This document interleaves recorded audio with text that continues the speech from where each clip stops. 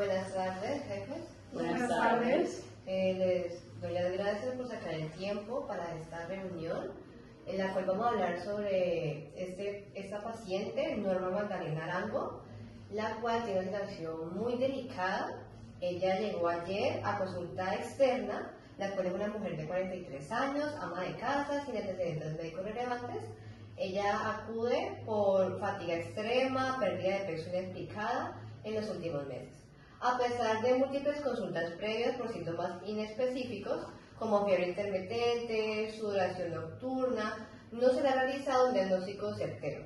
La paciente proviene de una zona rural, nunca ha sido sometida a prueba de detección del VIH y se le hace un examen físico y se encuentra lo siguiente: estado general, delgado, con signos de desnutrición, temperatura 38,5 grados centígrados, frecuencia cardíaca 100 LPM, frecuencia respiratoria 22 RPM, auscultación pulmonar, crepitantes en ambos campos pulmonares y palpación abdominal, hepatomegalia leve, examen neurológico sin alteraciones.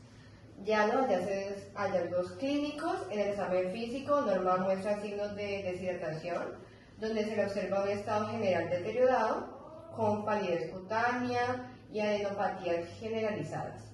Los análisis de laboratorio revelan una marcada anemia y trombocitopenia, así como una disminución significativa en el recuento de linfocitos CD4, ante la sospecha de una enfermedad infecciosa subyacente. Se decide realizar pruebas específicas para VIH. Los resultados de las pruebas Western Blue confirman la presencia de VIH en estado avanzado, con carga viral elevada y recuento de CD4 actual de 250 células, y una carga viral plasmática de 45.000 copias. La paciente es diagnosticada con SIDA en el momento de la evaluación, lo que indica un diagnóstico tardío de la infección. Se inicia de inmediato el tratamiento antirretroviral y se implementan medidas para abordar las complicaciones asociadas con el VIH avanzado. Bueno, para hablar del VIH, primero hay que tener en cuenta que sus siglas VIH significan virus de inmunodeficiencia humana. También hay que saber que el VIH pertenece a la familia Retroviridae y el género lentivirus. También hay dos tipos de VIH, VIH-1 y VIH-2, que esta se da más en África. También el VIH-1 se generó de los primates salvajes, que dio como un salto, y también se generó en los humanos. Traigo una estructura tridimensional del VIH. El VIH es un retrovirus esférico con varias capas proteicas que contiene su material genético en forma de ARN. Su estructura incluye una envoltura externa con glucoproteínas GP120 y GP41, las cuales facilitan su unión e infección de los linfocitos de CD4. En su interior, el virus presenta una cápside proteica P24 que resguarda el ARN viral y enzimas esenciales para su replicación. También está la matriz P17, que es la cual que rodea la cápside proteica, contribuyendo a la estabilidad estructural del virus. Las proteínas nucleocapsídicas como P6, P7 y P9 desempeñan un papel crucial en el ensamblaje y estabilidad del núcleo viral, asegurando la integridad del material genético del virus y su capacidad de replicar dentro de las células infectadas. El VIH se replica dentro de las células infectadas utilizando su ARN viral y enzimas esenciales como la transcriptasa inversa, la integrasa y la proteasa para completar su ciclo de replicación. Las proteínas de envoltura exterior le permiten al virus adherirse e infectar a los linfocitos TCD4, mientras que las proteínas nucleocapsídicas son esenciales para el empaquetamiento adecuado del ARN en la cápside proteica. La interacción del virus con la célula huésped se inicia mediante la unión de la proteína CD4, facilitando su entrada a la célula. Durante el VIH se replica y se propaga, debilitando el sistema inmunitario y llevándolo a una propagación del SIDA si no se trata adecuadamente. Ahora hablaremos de la integrasa. Después de que la transcriptasa inversa ha convertido el ARN viral en ADN complementario, La integrasa es responsable de integrar el ADN complementario en el genoma de la célula huésped. Esto permite que el material genético del virus se convierta en parte del ADN de la célula huésped, donde pueda permanecer latente o ser transcrito y traducido. Ahora sigue la proteasa. Aquella es una enzima crucial durante la maduración de las nuevas partículas virales. La proteasa corta las proteínas virales producidas por la célula huésped en componentes más pequeños y funcionales, lo que es necesario para ensamblar las partículas virales maduras e infecciosas.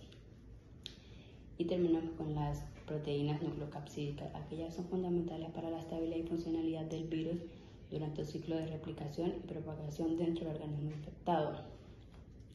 ¿Cómo se producen las proteínas nucleocapsídicas en el virus? Se producen a partir del procesamiento de la poliproteína GAP durante la maduración del virus.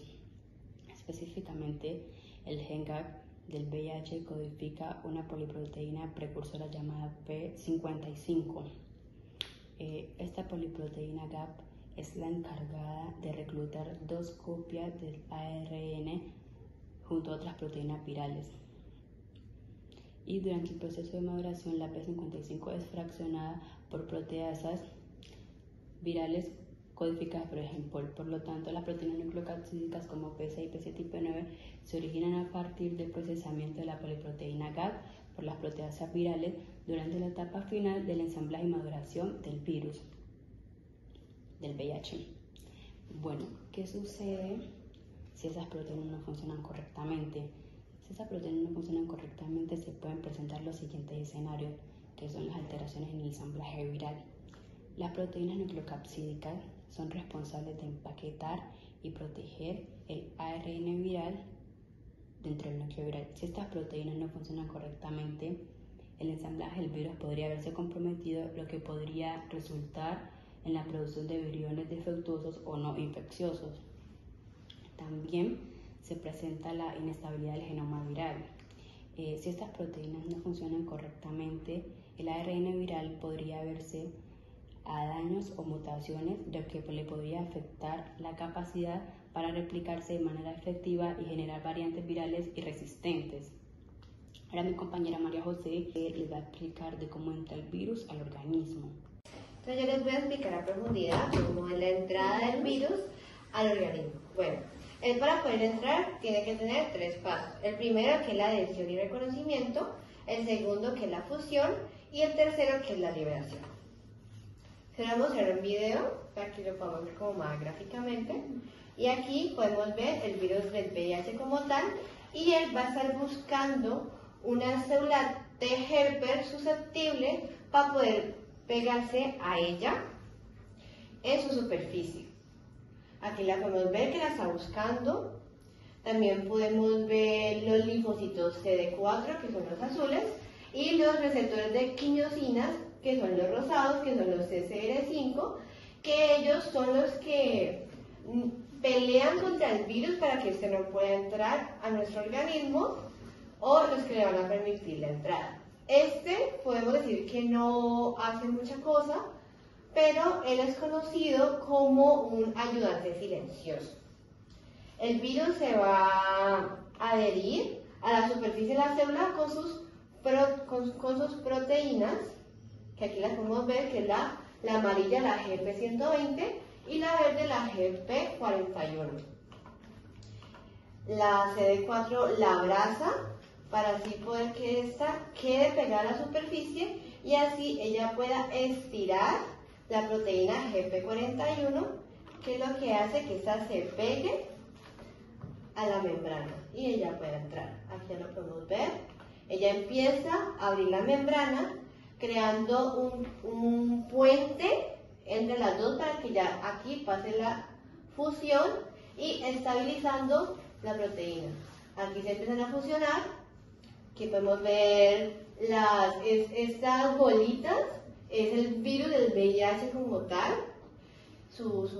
Las rosaditas son la retrotranscriptasa, las azules oscuras son las integrasas y las azules claras son el factor de inactividad viral y las verdes es la matriz.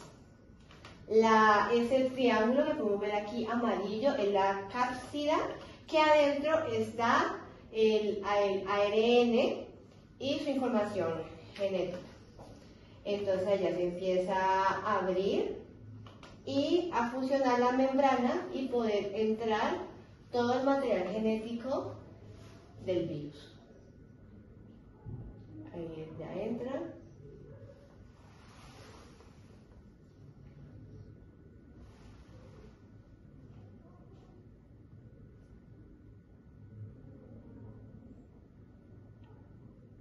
Y ya cuando él entra al organismo, él se empieza como a degradar y ahí la cápside también se degrada para poder que solo quede el ARN del virus para así poder empezar la replicación, que es lo que les va a comentar mi compañera María Camila. Bueno, compañeras, yo les voy a explicar sobre la propagación de la infección por el VIH. A continuación les voy a mostrar esta representación gráfica para guiarse un poco mejor. Bueno, principalmente la propagación del VIH empieza cuando el VIH atraviesa el epitelio de una mucosa y esta se divide en diferentes fases. ¿Puedes pasar la siguiente diapositiva, por favor? Como que vamos a observar, acá se divide en tres fases: la infección temprana, aguda y crónica. Ahí falta la temprana, pero a continuación se las voy a explicar. La temprana, ¿de qué se caracteriza? Se caracteriza más que todo por la infección del linfocito T CD4 más. Bueno, aquí ¿qué pasa? Lo que pasa es que al entrar, digamos, luego de entrar del epitelio de una mucosa, el VIH, digamos que ahí existe como una infección del linfocito T CD4. ¿Qué puede pasar en esto? Obviamente en estos tejidos, en el tejido mucoso, que podemos representarlo con esto, digamos que es el lugar donde se reserva más cantidad de linfocitos TCD4 y donde residen constantemente. Bueno, también la fase crónica, digamos, de la fase aguda a la crónica, se caracteriza más que todo cuando podemos evidenciar que esta es la célula dendrítica. Cuando la célula dendrítica captura el virus del VIH, que es esta, y este virus es transportado a los ganglios linfáticos, que serían estos. Y acá, pues, pongo el virus. ¿Cierto? Bueno, esta célula dendrítica produce una proteína llamada DC, sin que esta proteína es la encargada de transportar el virus y de acoplar, como digamos, como la fase, como la que protege el virus VIH para poder transportarse a lo largo de este camino. Digamos que luego, después de que se transporta a los ganglios linfáticos, acá podemos evidenciar la viremia. La viremia, ¿qué podemos explicar sobre este término? La viremia es más que todo lo que permite al virus transportarse por el torrente sanguíneo. Luego, digamos que aparecen como respuestas inmunitarias, los cuales son los anticuerpos anti-VIH y el CTL específicos frente al VIH. Obviamente, es gracias a estos dos sistemas, digamos que la viremia, digamos así, la viremia, digamos que existe una menor concentración del virus gracias a estos dos. Pero luego, como digamos que el control de esta es muy parcial, luego podemos evidenciar la latencia clínica y el aumento de la replicación vírica. Al haber un aumento de la replicación vírica, obviamente ya no vamos a tener un control, y como podemos evidenciar en esta gráfica, en la infección crónica, que ven, aquí no se ve, listo. En la infección crónica podemos ver que hay mucha cantidad de VIH y muy pocos linfocitos CD4, por lo que expliqué anteriormente. Y al llegar al SIDA apenas tenemos como 3 circulitos de linfocitos CD4 y VIH. Eso lo podemos evidenciar también acá. Van pasando semanas y meses y años. Pues tristemente pacientes que experimentan el VIH no se dan cuenta hasta pasar un largo tiempo. Pero aquí lo quise resumir cómo va progresando la infección poco a poco en cuanto a semanas y los tipos de infecciones que van presentando. Y para terminar, pues obviamente termina en SIDA, que mi compañera Laura ahorita, ella sabe mucho más del tema, entonces nos va a ampliar mucho más información de lo que es el SIDA. Bueno, Bueno, jefes, para yo dar el siguiente paso, ya sabemos cómo el virus entra en el sistema humano, cómo se reproduce en el sistema humano. Ahora es muy importante hablar de cuál es la respuesta de nuestro cuerpo humano en parte de la parte inmunitaria. Bueno, en nuestro sistema humano nosotros tenemos un ejército de células que estas componen el sistema inmunológico y estas hacen presencia cuando ven el virus, en este caso que es el VIH. Bueno, a continuación les voy a presentar los actores principales o las células principales que hacen parte del sistema inmunitario. Tenemos los linfocitos, tenemos los granulocitos, tenemos células Nightly Killer, tenemos los macrófagos y los interferones. Y bueno, para explicar todo esto tenemos que centrarnos al linfocito TCD8, que es también conocido como citotóxico. Y a través de eso libera errantes de MIP1 alfa y MIP1 beta, o también se pueden conocer como factores anti-VIH. Y todos estos atacan al virus del VIH.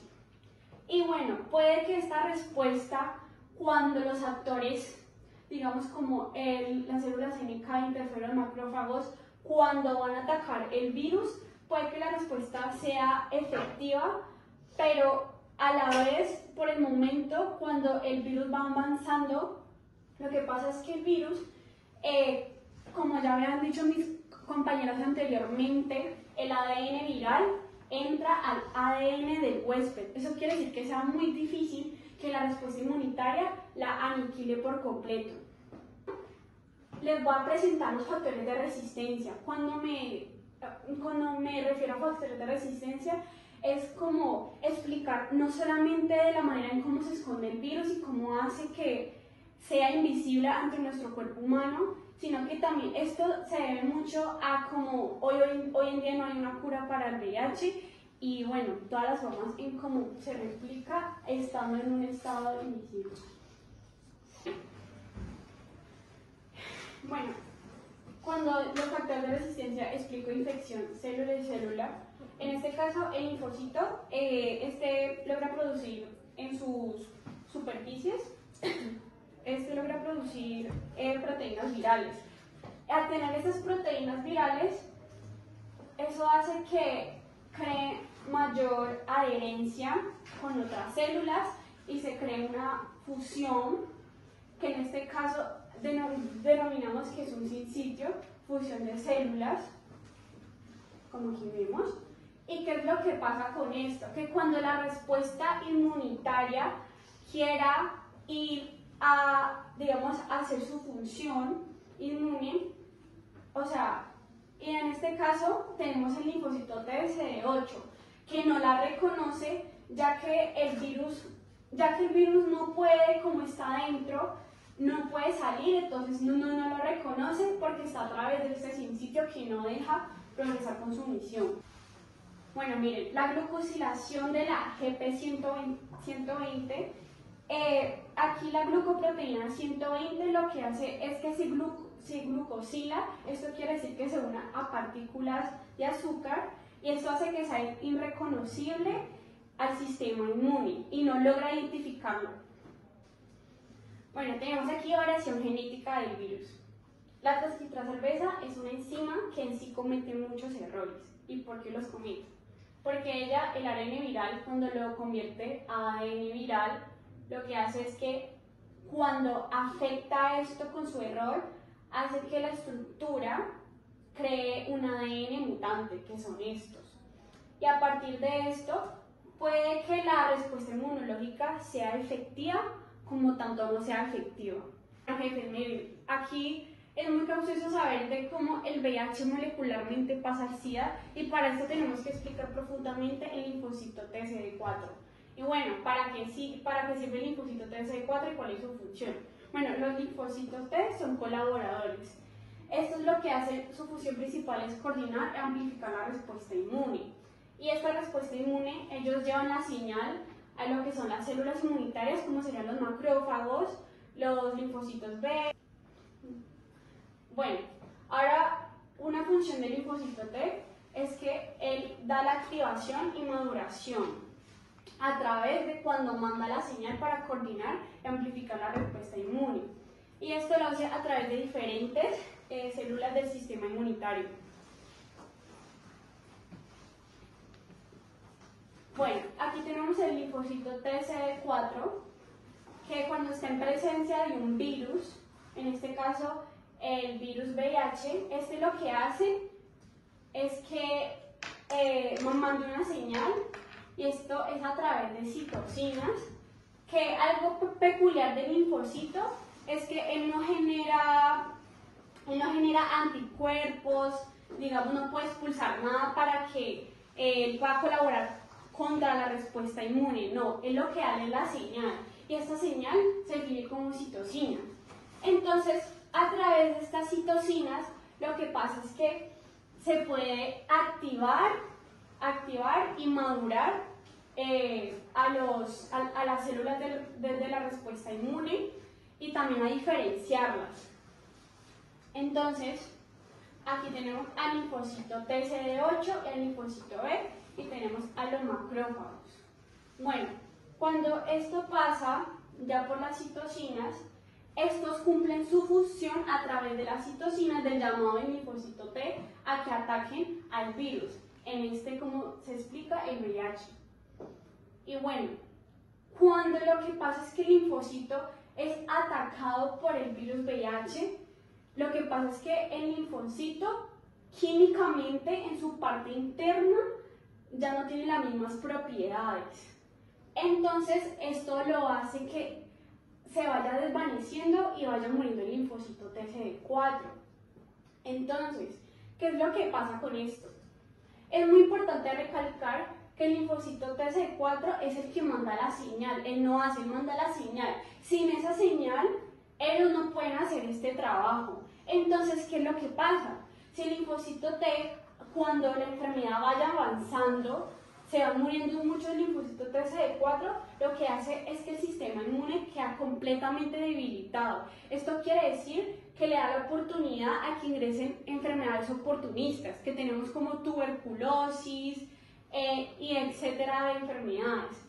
Entonces, por eso es que decimos que el linfocito TCD4 es el principal actor en la respuesta inmunitaria, ya que sin él no habría la respuesta inmunitaria por parte de los macrófagos, ni linfocitos T ni linfocitos B.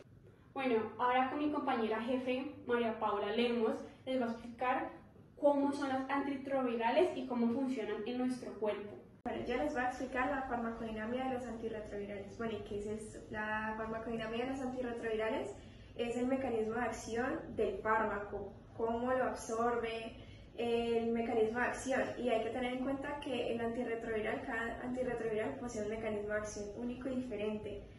También es que el antirretroviral, este fármaco, detiene o disminuye la replicación viral del VIH en distintas etapas. Entonces, primero está el inhibidor de la enzima transcriptasa inversa. ¿Qué hace esta enzima? Es que esta enzima, al inhibirla, es que esta enzima se basa en transcribir el ARN viral del VIH a ADN proviral. Entonces, ¿qué pasa si se inhibe esta enzima? Lo que pasa es que para poder inhibir esa enzima se incorpora a la cadena viral de crecimiento, terminando prematuramente la síntesis de ADN. Entonces, este inhibidor es uno de los antirretrovirales. Luego, este antirretroviral es el inhibidor de la enzima proteasa. Entonces, la enzima proteasa, ¿qué es lo que hace? Al inhibir esta no se permite la maduración de las partículas de VIH. Entonces, aquí podemos evidenciar que este es un VIH inmaduro. Entonces, al inhibirla se inactivan las partículas virales, y lo que queremos evidenciar en la paciente norma es que la carga viral sea prácticamente indetectable. Entonces, se podría suministrar ya el médico darunavir o alazanavir lopinavir, que es este antirretroviral de la inhibición de proteasa. Luego está este antirretroviral que es la inhibición de la enzima integrasa. Entonces, ¿esta qué hace? Esta es la enzima integrasa que se supone que ayuda a integrar el ADN del VIH a el ADN del linfocito TCD4. Entonces, al inhibir esta enzima, ayudamos a que la enzima no ayude a integrar el ADN del virus con el ADN del linfocito TCD4. Luego está... Espérate, ¿puedes voltearla, por favor? VIH. Entonces, aquí podemos evidenciar que este es un VIH inmaduro. Entonces, al inhibirla se inactivan las partículas virales y lo que queremos evidenciar en la paciente norma es que la carga viral sea prácticamente indetectable. Entonces, se podría suministrar ya el médico darunavir o alazanavir lopinavir, que es este antirretroviral de la inhibición de proteasa. Luego, aquí tenemos el antirretroviral de la inhibición de la enzima integrasa, y esta es la enzima integrasa que básicamente se encarga de la adhesión del ADN del virus a la célula huésped, y pues la célula huésped básicamente es el TCD4. Entonces, ¿qué pasa? Si inhibimos o bloqueamos esta enzima, ayudamos a que no se una el ADN a la célula. Y esta es un antirretroviral de inhibidores de la entrada. Entonces, ¿qué pasa? Esta es la membrana TCD4, el linfocito, y este es la glucoproteína 120. Entonces, el inhibidor, ¿qué es lo que hace? Se pega a la glucoproteína 120, evitando que pase el virus de la membrana de la TCD4. Entonces, como hablé anteriormente, la que se debería suministrar a la paciente es una inhibidora de la enzima proteasa para inactivar las partículas virales. Ahora les voy a hablar un poquito de la farmacocinética de los antirretrovirales que allá vamos a evidenciar. Bueno, ahora les voy a explicar un poco sobre la farmacocinética de los antirretrovirales. Bueno, ¿y qué es la farmacocinética? Bueno, la farmacocinética es como el cuerpo absorbe, distribuye y metaboliza y elimina el fármaco, que en este caso son los antirretrovirales. Bueno, como podemos evidenciar, primero está la absorción. La mayoría de antirretrovirales se suministran de manera oral y también se consumen de manera de que depende si se absorbe de manera más fácil, si el estómago está vacío o si o con comida. También está la distribución. El antirretroviral se distribuye de manera del torrente sanguíneo, enviando así el fármaco a todas las partes del cuerpo.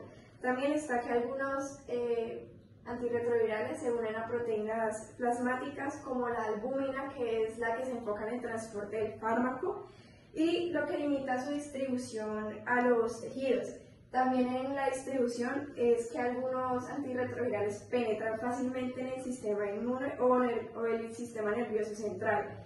También está el metabolismo, que es, como hemos visto, el metabolismo se centra básicamente en el hígado y en otros órganos. También es que algunos antirretrovirales interactúan con algunos otros medicamentos dependiendo de los que se esté tomando el paciente, y puede aumentar o disminuir sus niveles sanguíneos. También está la eliminación, que se puede dar de manera de orina, o también se puede defecar en el excremento, y también de manera renal, que es la orina.